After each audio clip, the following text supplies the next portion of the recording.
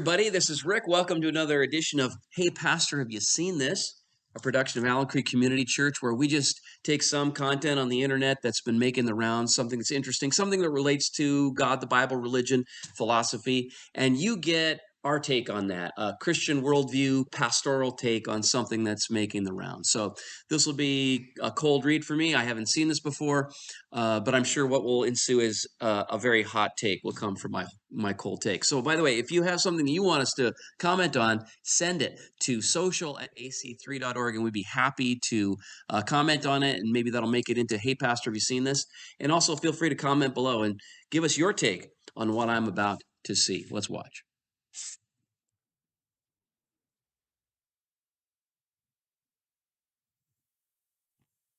Jesus is known for confronting those who accuse a woman who falls in adultery so that the one who has no sin would cast the first stone. According to the New Gospel of John by the communist regime, instead of ending in mercy and forgiveness, the story ends with Jesus himself being the one who cast stones at the adulterous woman. In fact, in the Henan province, CCP, China's Communist Party officials, forced Protestant churches to replace the 10 Commandments with quotes from Xi Jinping. For example, "You shall have no other gods before me," became dictations like, "Be resolutely beware of the infiltration of Western ideology." The 10-year project to rewrite the Bible, the Quran, and other sacred texts is part of Xi Jinping's plan to seek that loyalists serve the Communist Party faithfully in accordance with Marxism.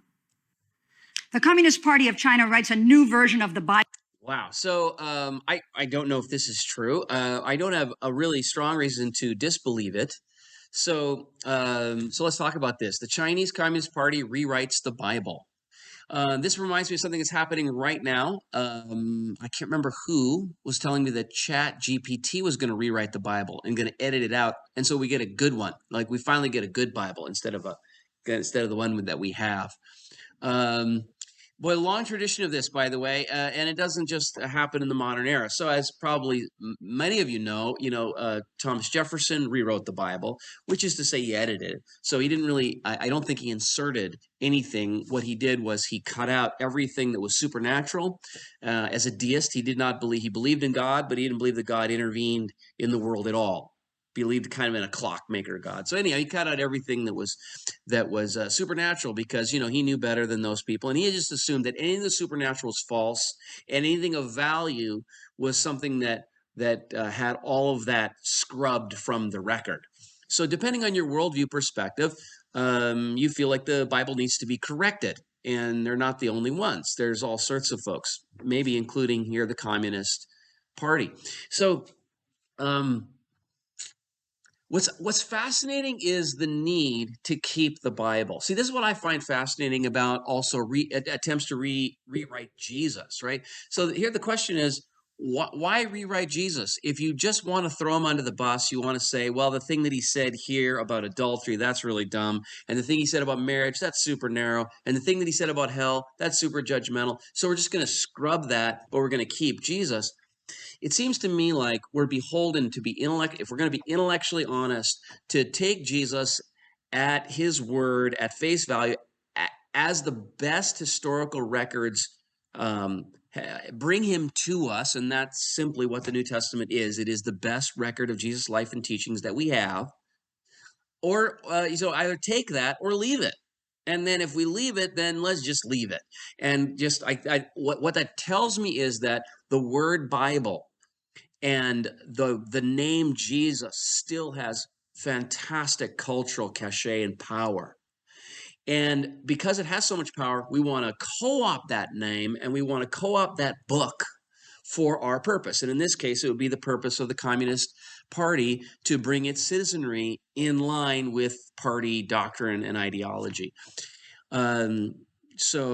So it doesn't surprise me in some sense that the Communist Party would want to do this, because they would want to use the loyalty that people have towards the Bible, the incredible power that the word has, this idea that the Bible is the word Bible just simply means book, but it has come to mean the word of God. It means the very words of God that should frame our purpose, our meaning, God's story, and where we're headed and where we came from. And so rather than just throw that out and give people a different Bible and not call it a Bible, call it something else, like the Communist Party Manifesto, and say, this is our new Bible. This is the word of God, but we don't believe in God. So this is like the highest authority in the land. And then just say we've flushed the Bible. Instead, we have to rewrite the Bible. And I think that that co-opting it speaks to the enduring allure of having a final authority in our life, the enduring allure of the man Jesus across time and across cultures. We can't just throw him out. We have to reinvent him. And so I just think that the project, whether it was done by Thomas Jefferson, modern liberal theologians, or the Communist Party, or Chat GPT, is a failed experiment, and it's kind of it's the hubris there, that we're just going to reclaim this thing that we didn't invent, and we're going to respin it as if that's somehow in keeping with the original intent of what the Bible author really meant by the Ten Commandments, or what Jesus really meant when he said X, Y, or Z. There's hubris there. It's just tremendous pride. And to me, the humble position is either pass it on, and that's called orthodoxy, or to say, I don't like this. And the intellectually honest position is just to say that it's bad, it's bunk, and we're leaving it behind. We're not going to try to rewrite it. We're just going to start from scratch.